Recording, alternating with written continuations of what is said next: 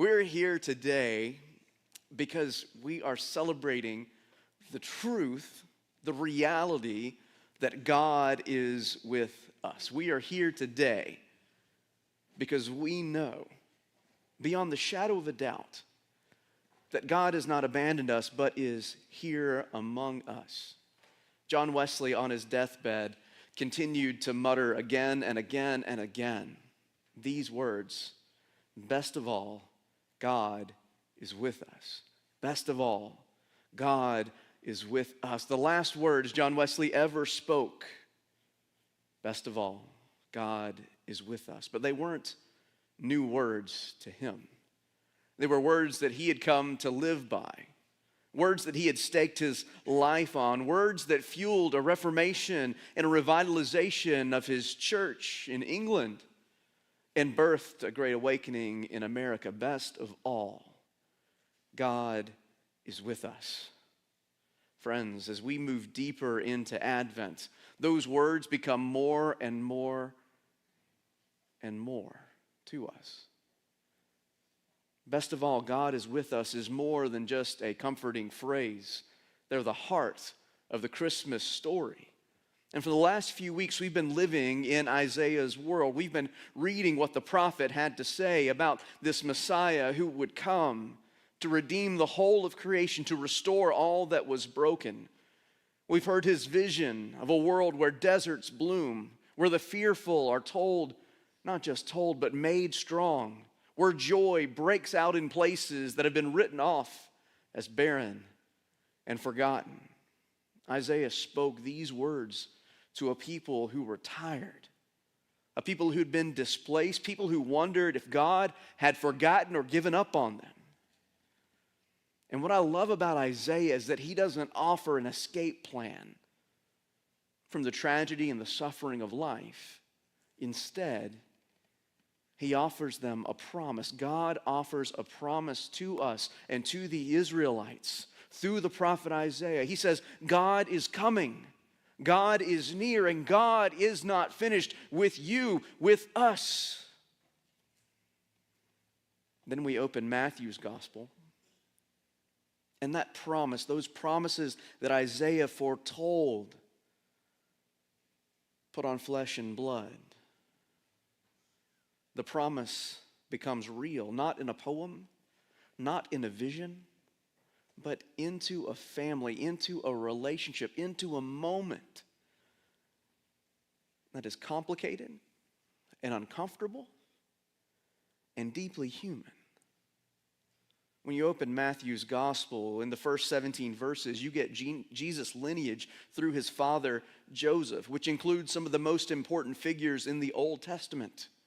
And the text begins by telling us that Mary is pregnant. And get this, Joseph knows the child is not his. Now, every year we rush past that reality, right?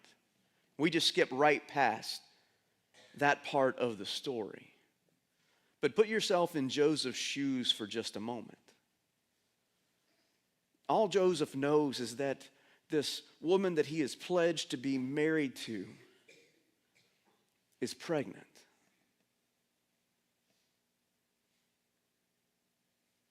This woman that he loves is carrying a child that is not his. I'm sure all sorts of thoughts were running through his mind. How could she do this? What am I going to do? Because the life that Joseph had imagined for he and Mary has been interrupted. The dreams have been shattered, and I suspect that most of us know what that feels like. We know something about that feeling. Like we had a plan, we had a vision, we had a design for our lives. It was going to go this way. I was going to check this box and get that job, and it was all going to work out. And we were going to ride off into the sunset, right? Into our happily ever after. You had a plan. You had expectations. And then something happened.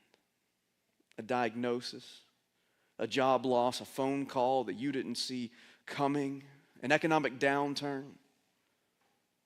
Just in 2025, I've had my share of interruptions, friends. Good Interruptions like realizing our child is going to graduate a year early. That's exciting, but it's an interruption, right?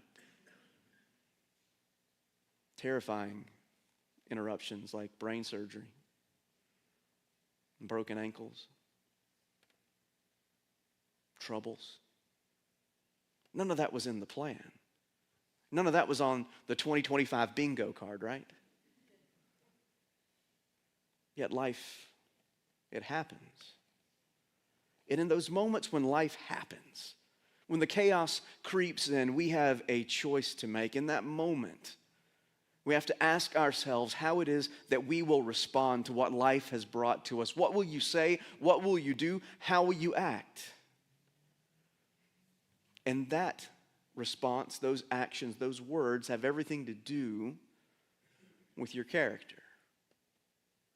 Now, Matthew tells us that Joseph is a righteous man. He's not a perfect person. That is not at all what the scriptures tell us about Joseph. He's a righteous man, not a perfect person. He's just someone who's trying to be faithful. He's trying to do the right thing in the way that he goes about living his life. And in the midst of his fear and confusion, in the midst of the shattered dreams that he and Mary had about their lives, Joseph, when he could have chosen justice, he chose mercy. He chose grace. He chose compassion. Joseph, had he been a less righteous man, might have chosen to publicly shame Mary. She would have been branded as an adulterer and pushed to the fringes of society if he had chosen to do so. He could have taken it a step further and had her stoned, put to death, because of the chaos that she has injected into his life. But instead, because of his character, because Joseph in his heart is a righteous man, he decides not to punish, not to shame. He plans to simply step aside quietly, showing Mary and this child grace. Before angels sing to shepherds who are watching their flocks by night, before Magi follow a star across the desert into Bethlehem, God is already at work in the story. God's grace is already moving. And this one righteous man's choice to choose grace and compassion instead of shame and punishment begins the story of the redemption of the world through Jesus. It's incredible. You see, when Joseph finally makes up his mind of what he's going to do, God interrupts him and says, Joseph, and through an angel, he says, Joseph, do not be afraid. Now, if you know anything about angels in the Old Testament and in the New Testament, they're terrifying, right? No one says, oh, great, an angel's here. No, not it at all. People are struck down by the glory of God. They're terrified by the visions they see of angels. And so the angel that appears to Joseph says, do not be afraid. That phrase has been repeated again and again and again throughout the Old Testament. To Abraham, do not be afraid. To Moses, do not be afraid. To the prophets, do not be afraid. To Mary, to the shepherds. The first words the angel will say is, do not be afraid. You see, those words, they show up anytime God is about to do something new. Do not be afraid. And then the angel tells Joseph something that changes everything. This child that Mary is carrying is from the Holy Spirit. And this child will save his people from their sins, not just forgive them, not just overlook their sins, but will restore and redeem and inaugurate a new order of things in this old and broken world. Joseph, do not be afraid. Friends, you can see Isaiah's promises beginning to take shape. The healing, the wholeness, the making all things new in Jesus. This child born of Mary. In him, God is not just sending instructions from heaven about how to make things a little bit better or how to get through it. No, this is God stepping down from heaven and stepping into our story, into the story of humanity, with all of its messiness, all of its brokenness, all of its triumph, and all of its tragedy. I love at this point that Matthew pauses. He stops the story and he says, hey, listen, none of this is an accident. None of this is a coincidence. All of this has taken place to fulfill what was spoken by the prophet, that the virgin shall conceive and bear a son, and they shall call him Emmanuel, which means God is with us. Isaiah spoke those words to a king who was terrified. Isaiah spoke those words to a people who were facing political chaos and uncertainty. And God's promise, friends, it was not safety from trouble.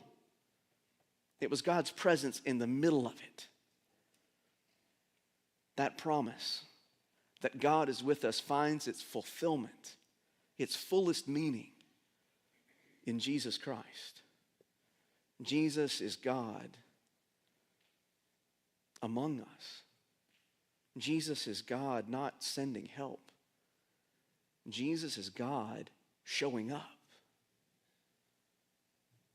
Jesus is God with us in flesh and bone. Jesus is God with us in vulnerability. Jesus is God with us in the messiness of our lives, in the chaos of our lives. Jesus is God with us. This matters because we're not just reading some ancient story or fairy tale or fable or myth. We're hearing the good news for us today. Some of us come into this season full of joy, full of hope, but some of us are carrying grief. Some of us have lived through the wreckage of 2025. Or maybe you're still living through the wreckage of 2018 or 1980. Some of us